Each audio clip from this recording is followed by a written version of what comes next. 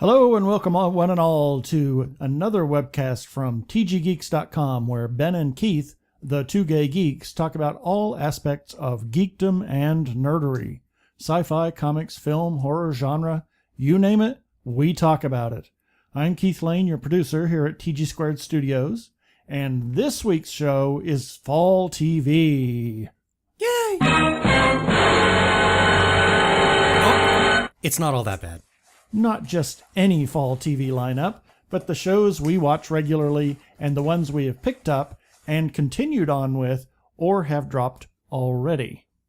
We currently have 10 shows on our list. We are somewhat selective in what we watch and have certain criteria for the watching of some, but we generally watch TV together and even DVR shows and watch on the weekend when I travel for work. In the past, there have been a few shows that I've given up on and Ben continued to watch, such as Alphas and Eureka, as well as a couple of others. Anyway, I'm going to turn it over to Ben right now and let him get things going and let you know what our criteria is. Well, basically, that criteria is it entertaining? One of the things that I think it really kind of sticks with us is what kind of universe are we talking about with the television show? If we're looking at a TV series that is based in a real-world situation, well, naturally, we want to see real-world stories. The first TV series that comes to mind is CSI Miami. This is a show that we were really interested in the beginning, but then later, even though this is supposed to be a crime lab set in Miami, Florida, with real-world type crime situations, the manner in which the crime lab actually solved the crimes was like right out of science fiction. And it got to the point where it was so utterly ridiculous that we ended up abandoning the show. And at least for us. Well, to be honest, I think that kind of happened with a lot of people too, because the series lasted maybe just one more or two more years after that. Right. I think we missed the last season or the last of the next to the last season, the whole last season. I think we missed. Now, unlike CSI New York and CSI, original Vegas, those shows were great. I was disappointed when they canceled New York. Yeah, we're very unhappy about that. But since you mentioned CSI New York, CSI Vegas, yes, that is one of the shows that we're still watching. Now, this is a show that has been on 3 billion years now. And at least. Yeah, it certainly feels that way. And they have a real dinosaur. No, I'm just joking. Ted Danson's not that old. But holy cow, what a surprise he turned out to be when he came into the series a year, 2 years ago.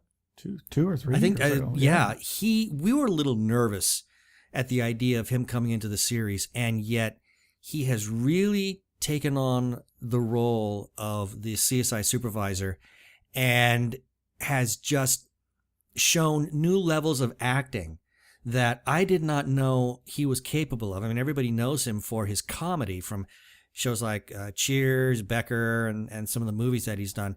So for him to take on a dramatic role and to do it convincingly, I think really speaks high volumes to his capabilities. And the stories continue to be fresh. They continue to be engaging.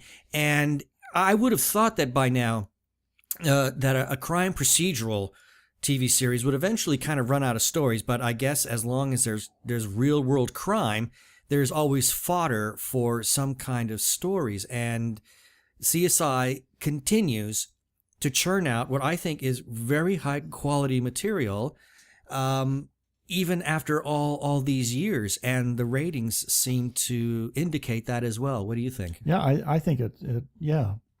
And we kind of got started on CSI a little late. Actually, it was before New York and Miami actually started, and we had watched an episode just because you had said that Will Wheaton was going to be in an episode, and that's why we actually started watching CSI.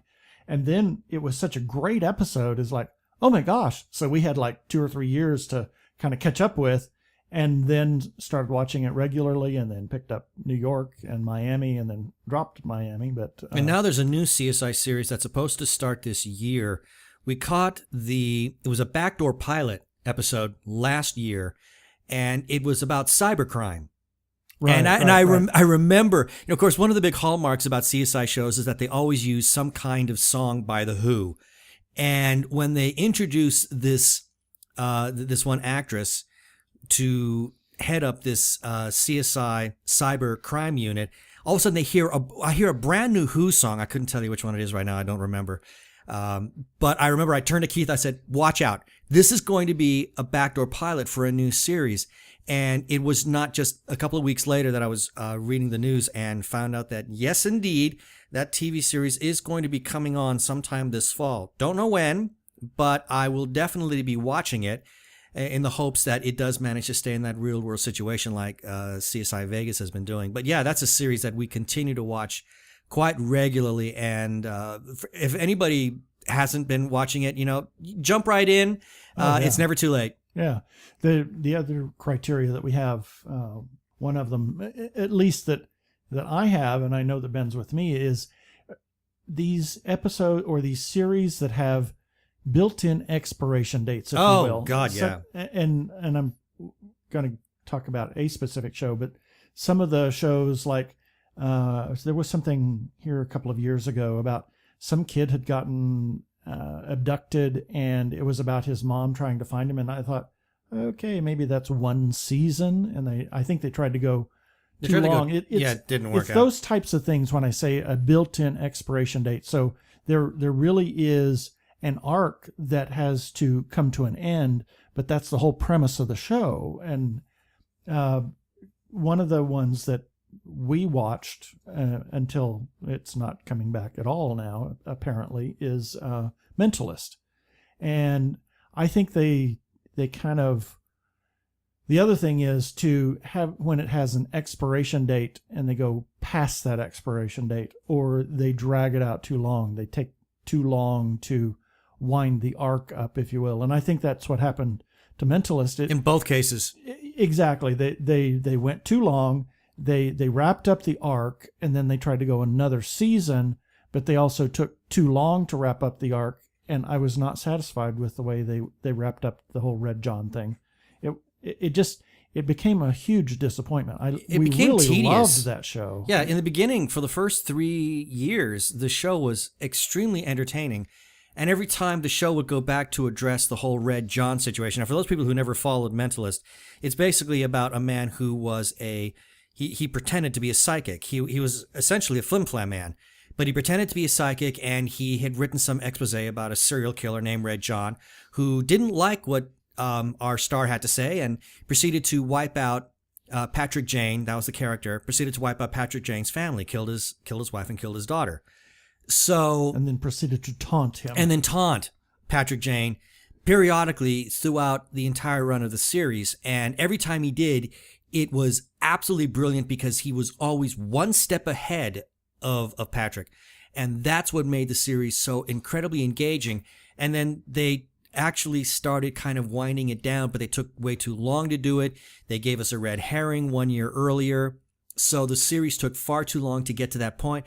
And then as Keith pointed out, even after they finally did it, they tried to stretch the series out. And I think the analogy of an expiration date is really good. I mean, think of milk. What happens when it goes past its expiration date? It starts to go sour. And that's exactly what happened with The Mentalist. The series really began to sour. And even though they did film some episodes for what was supposed to be another season, it doesn't look like CBS is going to be picking it up. They might release it on a special DVD package or who knows what. But yeah, that was a show that, Keith's right. If it has a built-in expiration date, plan on it. I think Joe Straczynski had it right when he did Babylon 5. He had an idea. He said, I want the series to have this many years. This is the beginning. This is the middle. This is the end. End of story. And I think other TV shows could certainly use a lesson from that, because when you go past that point, forget it. You're going to lose your audience in a big way. Yep. So the other thing that we have too is some people say it's a 5-episode test, and sometimes 5 episodes of a crappy series is 4 episodes too much. Yeah, it's 4 episodes. We'll usually give them 3. Now, we've missed a couple of series that got good after the 3rd episode. What was the one that was on Sci-Fi Channel with, what's her name?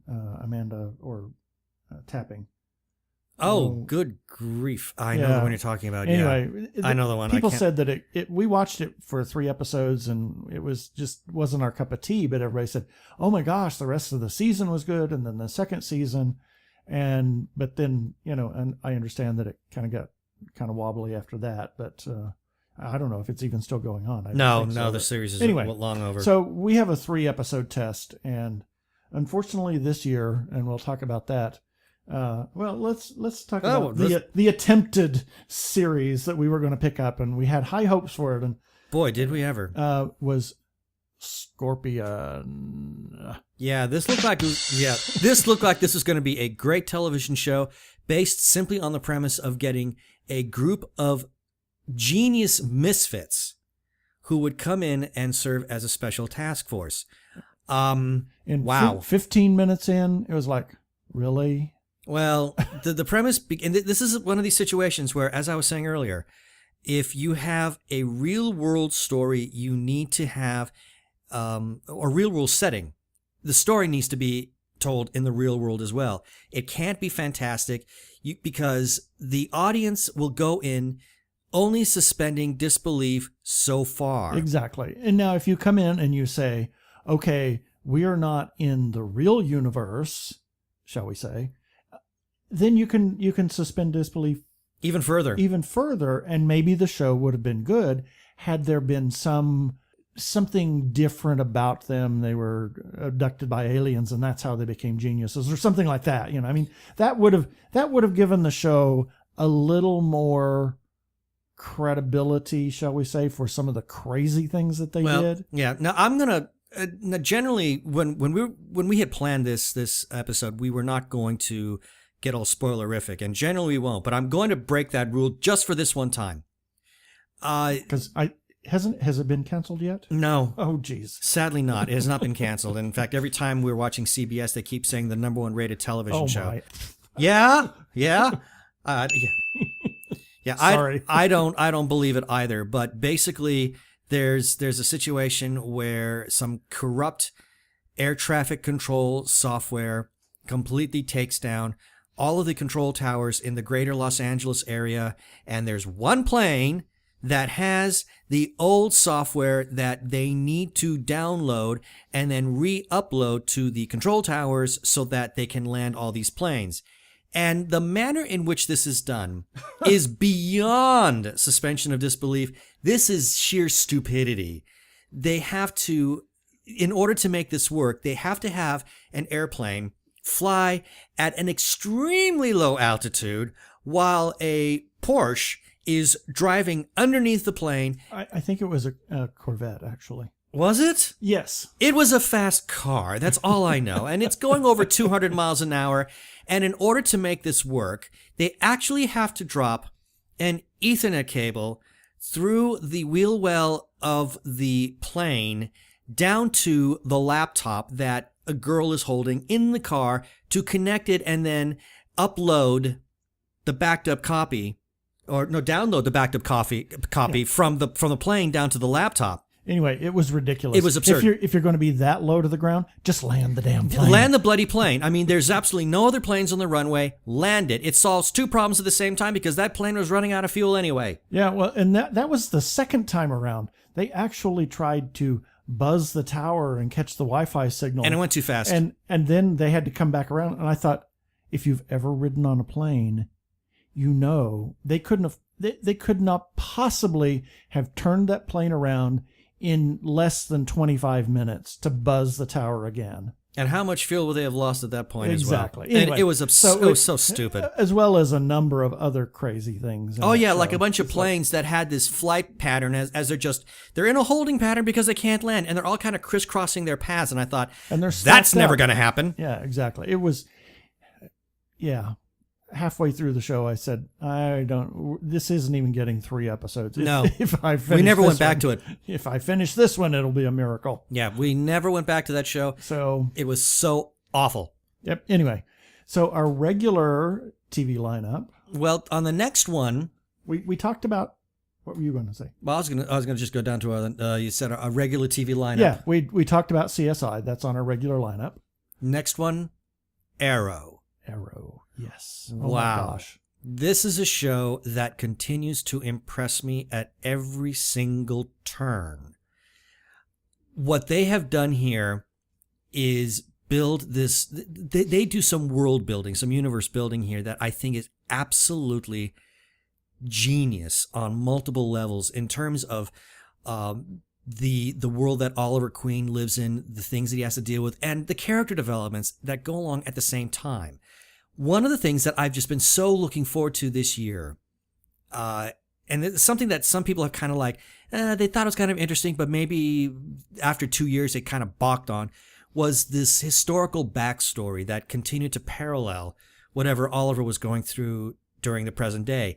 And now the series, right at the end of last year, took, in terms of the historical portion, took an abrupt turn, and Oliver found himself in Hong Kong. And now this backstory has become enormously interesting. Yes. Only because of the sheer potential. We know that in present day, Oliver is an amazing fighter. Well, we're probably going to get a really good sense of how he gets to be that good. And I don't want to spoil anything, but if anybody has read some of the articles that are on our website at tggeeks.com, they will have seen some of the stories that I've written regarding some of the characters that are appearing in the historical portion of the episodes, and some of the potential for future appearances, especially in terms of what roles they might play. I am very excited with what they're going to be doing here. In fact, I actually find myself more curious with the historical part, but I don't want to completely blow away the present day stuff because they're continuing to introduce exciting characters that have a significant role in the DC Comics universe. And this first episode, golly gee, they did it again. Yep. They brought in somebody that has got a lot of people really geeking out in a big way. People are really kind of hoping that maybe this will take on new forms. I mean, it's hard to say what the showrunners for the Arrow, and of course are also the showrunners for another show we're going to talk about, that's Flash. It's hard to say what they're doing.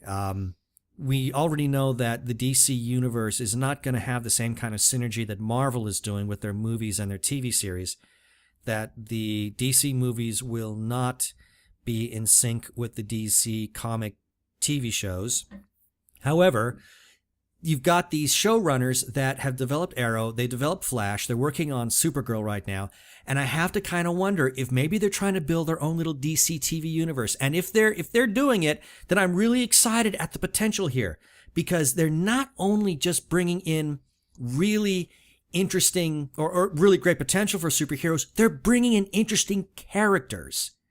We were introduced to, I don't want to say who he is yet in case anybody hasn't watched, but let's just say he's a very interesting and very amusing man who I think will play a very significant role in the lives of both Oliver and Felicity Smoke.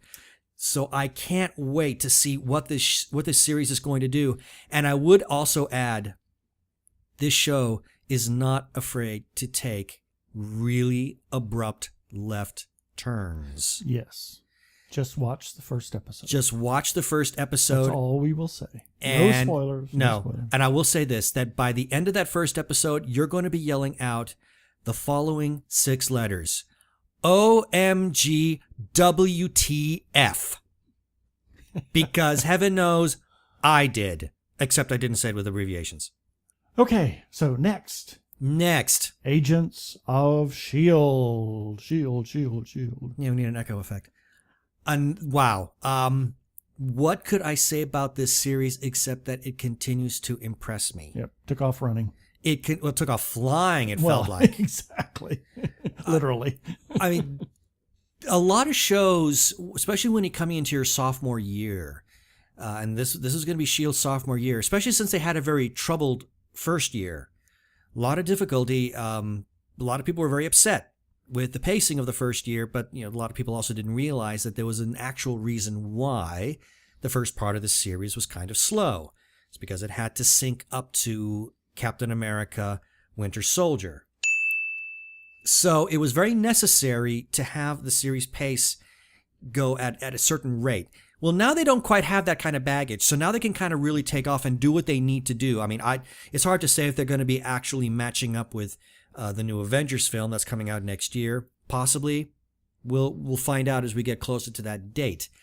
But what we do know is that the show could really it just really took off, already introducing some fantastic characters, showing us some fallout from last year, some tragic fallout with one of the characters that just, I think it broke a lot of hearts at the end of the first episode. Yeah, but hang with it. And also introducing something that it looks like they may do for the mid-season break. Absolutely, with Agent Carter. Yes. Yes, it's already been announced that Agent Carter is going to have her own little mini-series, and what ABC is going to do is, instead of really breaking up Agents of S.H.I.E.L.D. this year, like they were forced to do last year, they're going to run the series without any breaks, except for in the middle. There will be one mid-season break, at which point they're then going to run Agent Carter. And to help kind of jumpstart that, there was an Agent Carter nod at the very beginning of this season, and it was a lovely touch, and it helps to set the tone. It was not just a little trivial thing. This was a very serious plot point. Exactly. That is going to possibly have a very, very prolonged effect, not just throughout the rest of Agents of S.H.I.E.L.D., but very possibly into either the next Avengers film or possibly even the next Captain America movie. I mean, when Kevin Feige says it's all connected, he's not joking. I can clearly see where the threads are already beginning to intertwine with some future films. This is brilliant. And while it's not necessary to watch all the movies in order to enjoy the series, because it isn't. You can enjoy Agents of S.H.I.E.L.D. all by itself and just get a lot of reward for it. But I think for people who do watch the movies, it just gives those extra little Easter eggs, something for the fans to kind of just munch on and really enjoy. And what's been your take on Agents of S.H.I.E.L.D.? I think it's great. It just took off literally flying this year, and I've really enjoyed the way that they have handled some of the storylines and what they're doing with the characters. It's incredible. So, next on the list, Big Bang Theory. Now, this is a controversial one. Now, there's people that don't like Big Bang Theory. Oh, there's the people who hate it. And I understand that. But Big Bang Theory is just Big Bang Theory. I mean, we watch it. It's fun. It's a little frolic, and people got all upset about... the girlfriend. What the hell is her name? All of a sudden, I can no longer remember. Penny. Knock, knock. Penny. Yeah. Knock, knock. Penny. Knock, knock. Penny. Yeah. Anyway, Penny's hair. It's like, really? Who cares people about are going her to hair? people are going to go nuts over that. Yeah. But Big Bang Theory is fun. It's interesting. And let me just say, the reason I fell in love with Big Bang Theory, there was an episode because we came into the series late. There was an episode somewhere towards the end of the first season, I believe, where there was a wager between Sheldon and Howard. And the prize was a very specific issue of the comic book Flash. And they didn't have to say what the story was. They just gave an issue number. And when I heard that, I just raised my fist in the air and I said, I know what that comic is. I know why it's so pivotal. And my hat's off to the showrunners for actually believing that their audience has any kind of intelligence and will be able to recognize that. I mean, it was such a nice little genius moment. And the way they also play with technology and make it for laughs. Well, and also all of the things that are on all of the boards are actual physics problems. Some of them are physics jokes, but they are actual. They have a consultant that they consult with for the things that they put on the boards, and the little physics jokes and the in jokes and whatnot like that. So I mean, when you can get Stephen Hawking to actually appear on your show, what does that say? and the joke that Stephen Hawking actually makes a funny at the very end of this one episode, and it was a real hoot because the poor dear, in spite of the fact that he's got advanced Lou Gehrig's disease, I swear I saw him smile after he delivers the joke. Yeah, it's just a fun show. It's it's a frolic. It's not meant to be taken seriously. It's just a show where we can just kind of get a good laugh at. And if there's one thing that I enjoy, I like being able to laugh, and the show delivers on that level. So, this now takes us to Sleepy Hollow. Sleepy Hollow.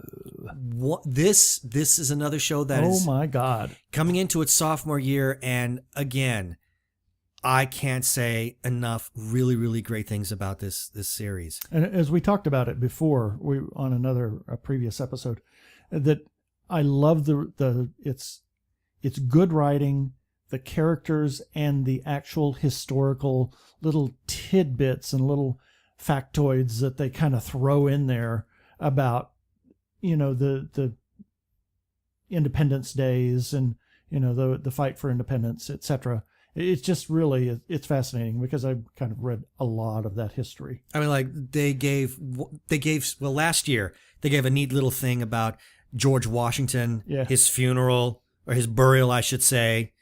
And Keith really geeked out on that because there was some actual historical significance to this element of the story. So the fact that the show writers actually had the wherewithal to insert that into the episode, I thought showed incredible intelligence and respect for the history on their part. And then this year, they're kind of more playing with the Benjamin Franklin myth. So these kinds of things, I think, really help sell the show. Just smart writing. Yeah. It's very smart writing, very smart characterizations, and some amazing actors. Yes. I mean, one of my favorite actors is John Noble, and the fact that he's oh my gosh, he is so versatile in his acting abilities. Yes. It's just incredible. He is so evil. Yeah. I mean, we can go ahead and say that he is evil because hopefully by now everybody has seen the season finale from last year. Yeah. So we already know what kind of a bad person he is, but we've also seen what kind of a good person he is based on the few appearances he had earlier in the series, as well as how everybody loves him in Fringe. And for him to make this shift, I think really speaks volumes about the capabilities of John Noble, the actor. Yes. He's truly despicable. A great show. And then we come to the favorite, Doctor Who. Yeah. Doctor Who. Yes. This has been a very interesting series, especially this year, because it's undergone a pretty significant transformation in the addition of Peter Capaldi. Peter Capaldi as the Doctor. In fact, for our listeners, we did do a joint episode with Fusion Patrol. That was our episode 10. That was our episode 10, where we really went into great detail speaking about the first episode with Peter Capaldi. But generally, okay, I'll start with you. What are your thoughts of the series so far? Well, the one we watched today, and it's October. Today is October 11th. 11th. Good episode. It harkened back to the classic Doctor Who episodes of where the Doctor was in charge, the Doctor did all the solving. And one of the things that I have come to almost stop watching the show was there was too much emphasis on the companions, and the companions actually doing the solving of all this whatever. And it's not the Doctor. I've been watching the Doctor for 30 years now. Yes, I'm old. Yeah. But it really, up until this episode today, I was ready to say, okay, well, maybe I liked Peter Capaldi as the Doctor, but if they kept going in the same vein that they were going, and with Clara, I liked Clara when she was first introduced, but I have increasingly become disenchanted with her. And not Jenna Louise Coleman and the way she acts, but the way they've written her character. And I was ready to say, okay, well, maybe it's time for me to stop watching Doctor Who. But this episode kind of changed my mind. I said, okay, well, I'm willing to give it another shot again. Some of the other episodes they had good moments, but it didn't feel like the Doctor anymore. Yeah, I'm not going to go into any great specifics, but I will say that I felt that there was a very, very strange shift in the tone of the series this year. And it's not just because Peter Capaldi took over the role of the Doctor.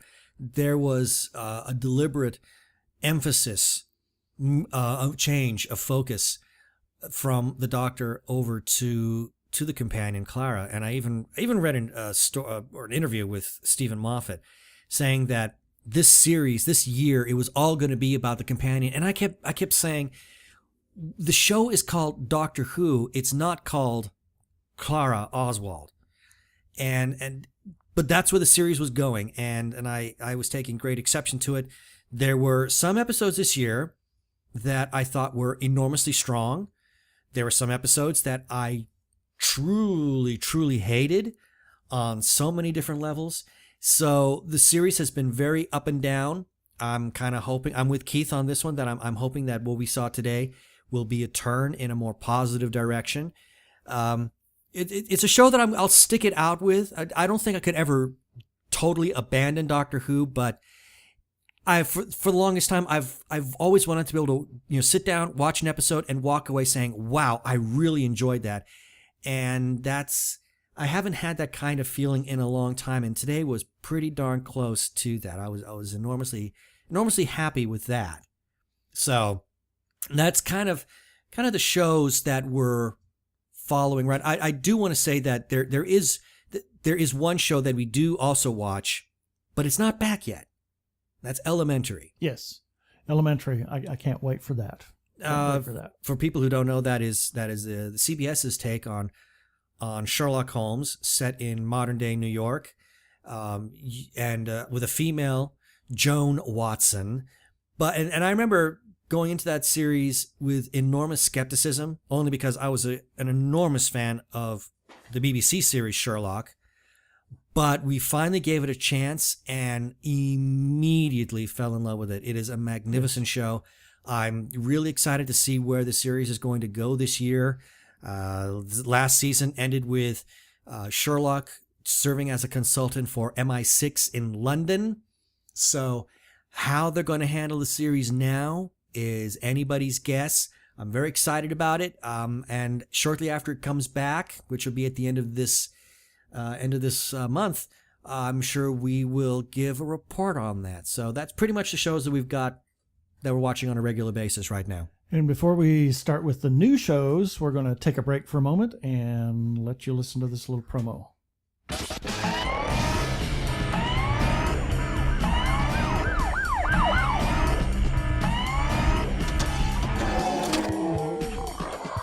Hey, this is Crazy Joe. And this is Dave, host of Megapodzilla, the podcast equivalent to a 100-foot radioactive robot lizard, but with horn-rimmed glasses and a pocket protector. That's nerdy. We're on the rampage, laying waste to the geek landscape. We'll talk movies, TV, comics, toys, video games. And sometimes we talk turkey. Don't you mean chicken? That's right. So check us out at megapodzilla.com. We're also available on iTunes and the Zune Marketplace. Aw, yeah.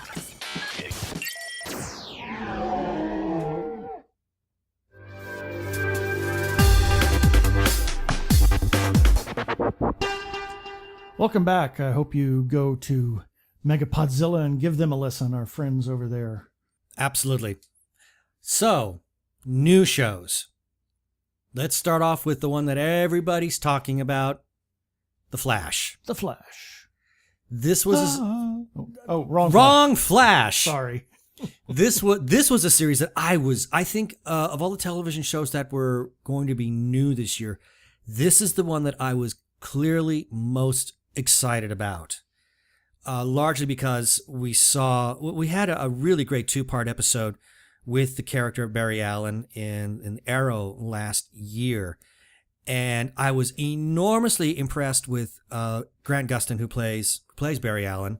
I'd seen him originally in Glee, and I was a little uncertain as to how he was going to come off as Barry Allen, especially someone so young, but I thought he did an amazing job in Arrow. And I trusted the showrunners in Arrow, and I knew that they were going to do a good job with The Flash. I just wasn't quite sure how they were going to do it, but I had every confidence that it would be. And I was easily rewarded. My faith in them was not. I was not disappointed in the slightest with what they gave us. What were your thoughts on this? I thought it was a great show. Not being a comic book nerd, and not knowing that much about the Flash, other than what you've told me, I enjoyed the show. It was a good introduction to the Flash. There were a couple of little nods that you may want to talk about. Yeah, there was some really cute Easter eggs in there. I don't want to say what they are for those who haven't watched the pilot yet, but I would say just listen very closely to every bit of dialogue. Keep your eyes open for things in the background. You will not be disappointed. What? There are some really, really good Easter egg nods in this show already. And there's one that's I don't know if I should say it or not, but wow, there's one that's got fans just completely buzzing. Oh, you may as well go and say it because everybody knows about it. well, okay. Well, there's one. Well, I don't know. Actually, I don't know if you know about this one. This is one that I just saw in the background. And No. I'm talking about the one that everybody, the nod to the previous, Barry Allen's dad. Oh, that's right. Of course. How could I forget that one? That's the one I was talking about. Yes. The man who plays Barry Allen's father played Barry Allen in the very short-lived CBS version of The Flash that ran in the late 80s. That was, I don't know if that was, I don't think that was done out of pity. Actually, I think that was done as an homage to the original CBS series. And it was a nice little touch. And if he can, I kind of hope that he becomes a more permanent part of the show. Right now, it's kind of hard to say with where his story is tracking, but I have every confidence that at some point he's going to be exonerated and will finally be allowed. Ooh, shoot! I just gave the game away. Oh darn! I didn't mean to. That was a mistake on my part. Oh well. Yeah. Okay. I might as well say it. Yeah, he's in jail, but hopefully he'll get out because I really like him. And I think it could add just a nice little dimension and an added weight to the series. Yeah, it's a really good show. It's a fantastic show, and it does a really good... For those people who kind of wonder, how is it that you can have Arrow in a world... here's a world that there's no superpowers whatsoever. And then all of a sudden, you have its spin-off, Flash, where superpowers, superheroes, supervillains, they exist. How can these two kind of coexist like this? Well, they tell you in the first episode. Yes, they explain it, and they did it in such a way that it could have further ramifications down the road. We'll have to wait and see. Have to wait and see. I'm really, really hoping. Yeah, and while we're talking about the DC universe, we have Gotham. Gotham. This was the series that. Here's another one it was greeted with a lot of controversy, I think. A lot of people, there's some people who are really, really excited about it, and then there are some people that walked into this with enormous skepticism, me included. I was not sure what to make of it. What were your thoughts? I liked it. I thought that some people thought that they did a little too much exposition on introducing and exposing the new characters and who they were and whatnot like that. But I think it's a good show. I'm enjoying it. For the most part, I'm enjoying it right now. But what worries me, I mean, because basically Gotham right now, it's essentially a procedural. Really, it's a police procedural that's all about a very, very young James Gordon. That much is already coming. Bruce Wayne. Well, an even younger Bruce Wayne. But the young Bruce Wayne is extremely secondary. I mean, I'm not giving anything away by saying that this series takes place right on the night of the murder of Bruce's parents, and it's from that point the series goes on. Nothing. That's something that everybody already knew. So Bruce plays a very, very, very small role at least at this present time. I mean, I can't imagine him playing any bigger a role because we pretty much already know what Bruce Wayne turns into. I mean, granted, they might... Who? What? Oh, I think he turns into some guy who wears a cowl and cape. I'm not sure. But little is really said about what happens to Bruce during his developmental years, aside from what we've seen in the Chris Columbus movies, or the reboot films. So with that, we're basically focusing on James Gordon and the Gotham City Police Department. An underworld. And the underworld. And that's kind of where this thing gets a little strange, because I kind of get the feeling that the show writers, what they're doing is they are patting themselves on the back for being enormously clever by trotting out these characters who will become major thorns in the side of a certain Batman in later years. And I have to wonder, are they doing this just for the sake of showing off how smart they are? Or is this actually part of a plan to help really develop the Batman universe? I mean, it's kind of hard to say right now. At the present time, it feels like that they're just being clever. And I don't want that to be the case, because I want a story that is really rich in substance and not all about, well, look how smart we are. Yeah. See how clever we are by introducing this character and this other character. Aren't we clever? Clap, clap, clap. No, thank you. That's not what I want to see. I'm willing to give it a shot for a couple more episodes and see if it, continues to be like that, or if it gets better. I mean, granted, I'm continuing to watch it, but it's a very hard sell for me right now, but I'm going to stick it out to see where this goes. Yep. And then we have the last show that we picked up this season, and that is Forever. This was a show that, wow, I did not know what to think about going into this one, because there had been an attempt on something very similar by CBS a few years ago called New Amsterdam, about a man who lived, he had basically attained immortality through an American Indian curse, a very strange curse at that too.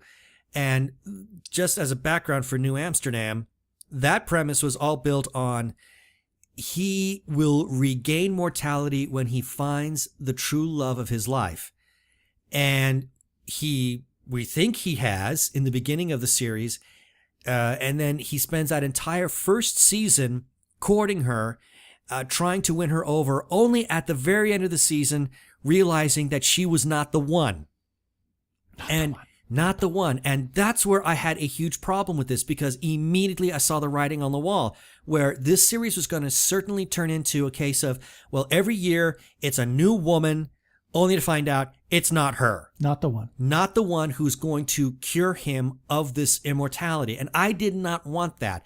And I was also very unhappy with his characterization, because for a man who was supposed to be living that long, he had absolutely zero aged wisdom. The man was an idiot. Yes. Enough about New Amsterdam. So let's now talk about Forever. Well, and I wanted to go into that background for a very simple reason, because I wanted to do a contrasting comparison here. So here we have Forever, about another man who years, hundreds of years ago, all of a sudden discovered that he was now immortal. However, well, with a slight twist. Yes. However, this one has quite a bit of humor. It doesn't take itself so seriously, and he can die, but he comes back alive. He's immediately reborn, and it happens in the most naked. Yeah, it's in water. It's very, very peculiar. It's just funny. They haven't done it in every episode. They did it in the first one, but and I'm glad they don't do it in every episode, because then it would turn into a gimmick. Yeah. But the way they've done it, and I'm not going to say how it happens, but basically he dies, he disappears, and then he surfaces in a body of water naked. Yes.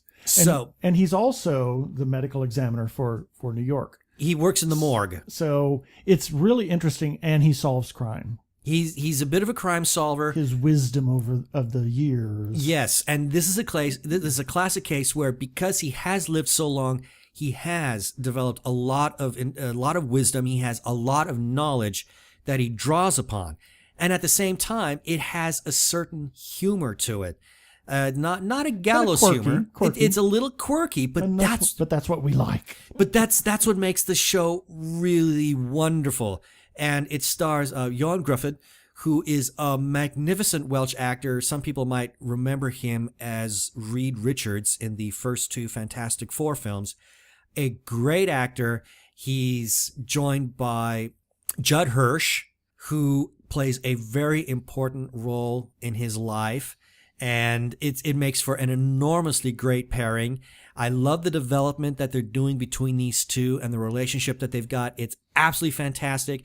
This is a show that I just caught the pilot episode, and I said, we're going to watch this. This show, it was fun. In fact, we have one that's waiting for us to watch. Yes, there's one still in the queue that we need to get to, so we'll probably be getting that one very, very soon. So that's the new shows. Now, we do have one other new show that is coming up that I'm very, very excited about, and this continues to fall into the whole DC Comics universe. There's a new TV series called Constantine. Now, little is known... Constantine? Yes, Constantine. The world's most dangerous frog? Joe. I got nothing. I got nothing. That was for you, Joe. Yeah, I got nothing. One of the things that a lot of people were really kind of harping on about this series, or not harping on, but really had pinned a lot of hopes on, is that this would not be the movie that came out several years ago. A lot of people were very unhappy with that because it took it was a huge drastic departure from the DC comic. And this one is supposed to have it's supposed to be a lot more faithful. And already there's been some kind of hints that this series is going to pull in other characters from the DC universe. I've heard references of a certain Jim Corrigan will be appearing in the show, and if he's there, I kind of have to wonder if a certain Astral Avenger is also going to make his appearance. So here's another supernatural police type series that could really be amazing. And I have a lot of hopes for this one because CBS or not CBS, but NBC, excuse me. NBC seems to have a good idea on how to handle supernatural shows. And the reason I mention that is because they've had enormous success with one TV show that we probably should have been watching, and we are so guilty in that we've not been watching it. And it's probably one that we're going to mainline very soon, Grimm. Yeah. And we actually, when we were on Slice of Sci-Fi, we'd seen some episodes or some trailers for Grimm and talked about Grimm a number of times.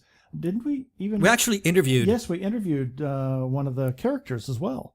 So, but we've just it's not fit into our schedule.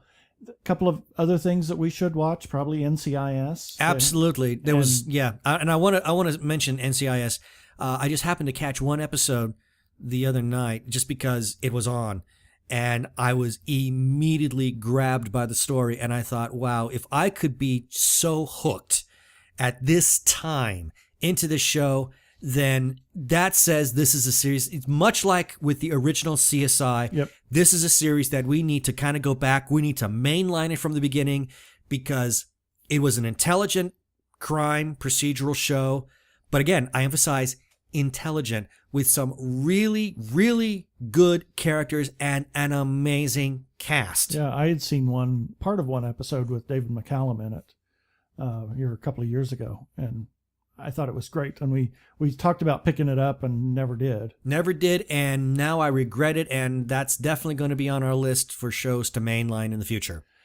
And last but not least, the show that was our summer show, Defiance. Oh my God. Holy cow.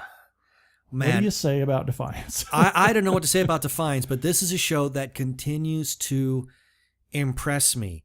I know that there were some people that were not entirely happy with some of the diverging storylines that they were getting this last year.